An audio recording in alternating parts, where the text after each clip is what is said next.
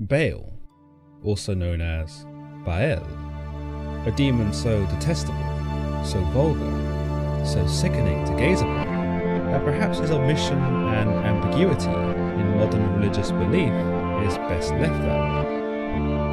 But for the curious, as I'm sure you are, you'll likely want to at least understand what exactly this demon represented, what his motives were, what his powers were, and why anyone would want to summon this despicable creature at all.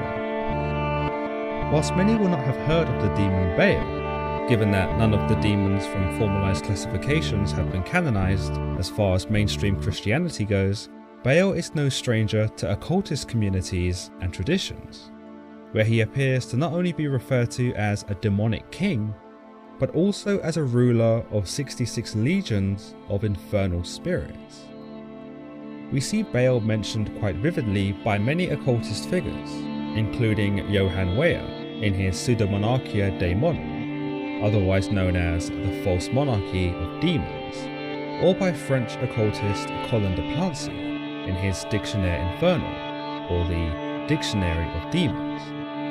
But perhaps the most prominent mention comes from a mid-17th century compilation of texts from centuries before, a book that's been studied by many occultists and those seeking to summon the dark beasts of the underworld.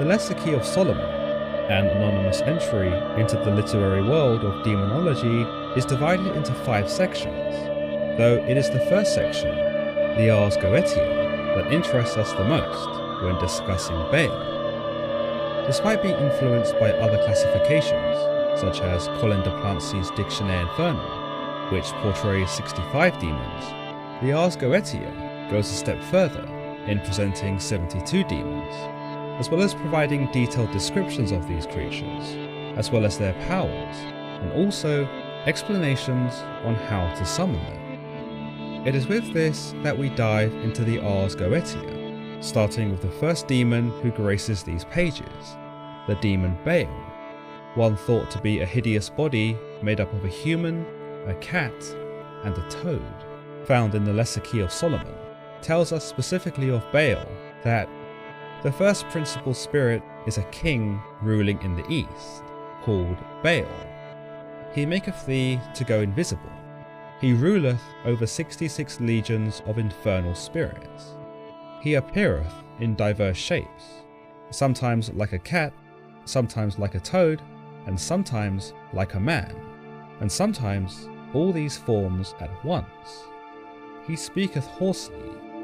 This is his character, which is used to be worn as a layman before him who calleth him forth, or else he will not do thee homage. There's much that can be derived from this explanation of Baal. First, we understand him to be the first principal spirit, that is, the first demon mentioned in the Ars Goetia, and that he is one of the many chiefs in hell that rule over the desolate land. Specifically, he commands 66 legions of infernal spirits. That is to say, he commands a significant number of spirits that each do his bidding. A single legion in the Roman army, for example, consisted of 5,000 units. So to have 66 legions is for him to possess something like 363,000 spirits. Of course, we can't be sure as to what capacity each legion in hell is made up of, nor can it be determined as to what role each legion served. Presumably though, these legions commanded by demons such as Baal were ordered to torment humans who have been damned to hell. The Ars Goetia continues of Baal that he can maketh thee to go invisible, which might give some inclination as to why anyone would want to summon him. One can assume that given the nature of a demon, the use of its powers do not come for free, but it remains unknown as to what deal or bargain one must strike in order to benefit from Baal's powers of invisibility. The concept of temptation most certainly springs to mind here, in that the prospect of a superpower, such as invisibility, would be difficult to turn down. Baal, therefore, fits into the usual category of demons who attempt to lure humans into worshipping them, or into doing their bidding, and ultimately denying them what the Bible suggests is the ultimate glory and ultimate peace in heaven with God. With Baal's mastery over invisibility, it stands to reason that he himself can turn invisible, and thus, like many demons, it might be proposed that they operate alongside humans, but are imperceptible to the human eye. We of course also learn of his form, in that he appears sometimes as a cat, sometimes as a toad, sometimes as a man, or sometimes as a combination of all three, providing us with the idea that Baal has some mastery not only of invisibility, but also of shapeshifting. Narratively speaking, the transformation into a singular cat, toad, or human would make some sense in his efforts to disguise himself amongst humanity, but his form, which fuses all three elements, of which he is most commonly depicted, could very well be his true form, or a form in which he adopts to shock his victims and instill fear into those who behold him. Naturally, as a creature that is able to turn invisible, or metamorphise into diverse shapes, it does beg the question as to whether one of these variations is his true form, or if he defaults to something else. You'll notice in the depictions by Louis Le Breton, those which were originally featured in Colin de Plancy's Dictionnaire Infernal, Baal is also depicted with hairy, spidery legs, which you might say is a creative liberty that enhances the repulsiveness of the creature. In any case, Le Breton's depiction of Baal has since become the staple of how this demon is depicted amongst occultist communities, and many modern interpretations automatically adopt the additional limbs that appear to hold the demon up, despite not being mentioned in any text. We also gather that Baal speaketh hoarsely, revealing that to hear his voice is a terrible thing, or that his voice is harsh or grating. It's probable that he speaks through his human head, though it is not determined if his cat head or toad head are able to vocalize sound either. In any case, going by this appearance of this demon, it is by no means a surprise that its voice is unpleasant. The final part of the Ars Goetia's description of Baal tells us that whoever intends to summon him to achieve his spell of invisibility will need to be wearing a layman, for to do so without will cause the demon to simply ignore the summoner. A layman is believed to be a sort of magical pendant or breastplate that is worn around the neck and or the upper body with the intention of covering one's heart.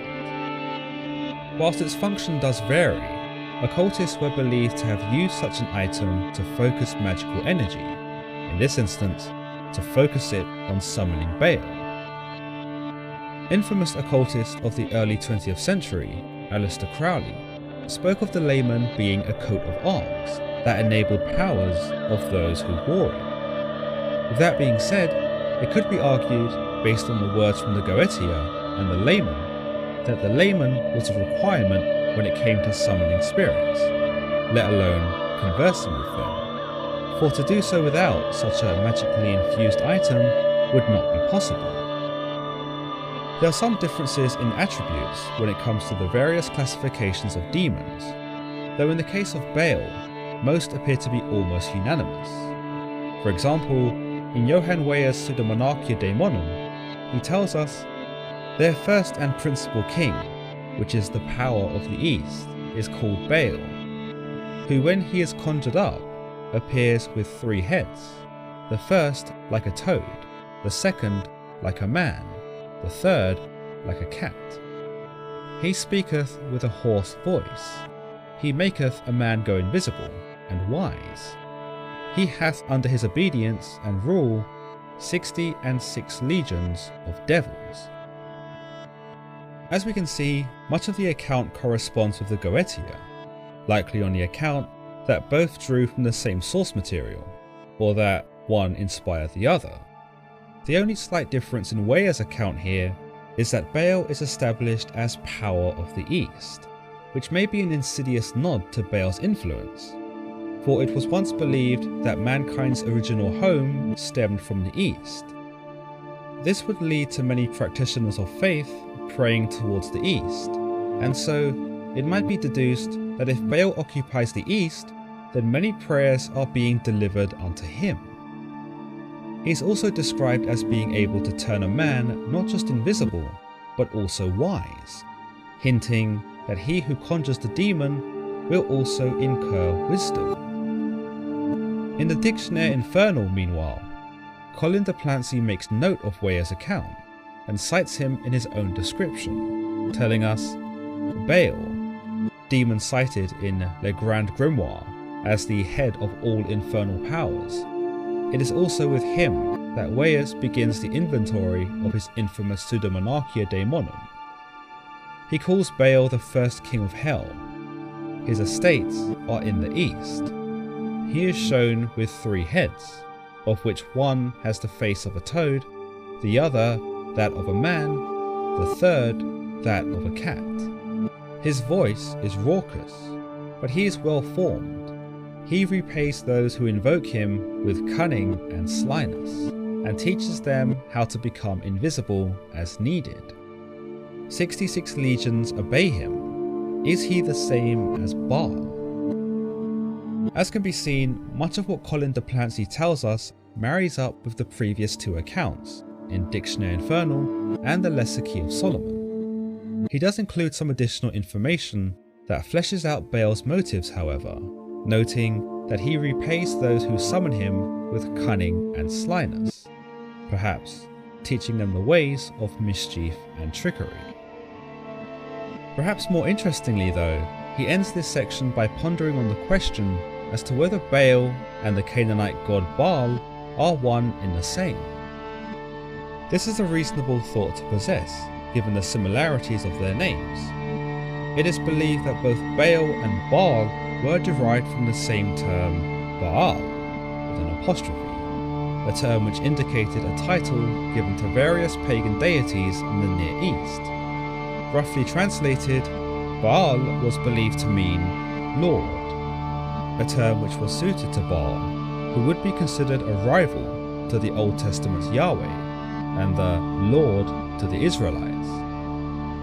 Interestingly, in the Liber Officium Spiritum, or the Book of the Office Spirits, a lost grimoire thought to have inspired much of Weyer's classification, Baal is described as being a hoarsely voiced king, something that all classifications reconcile was a prominent feature of Baal.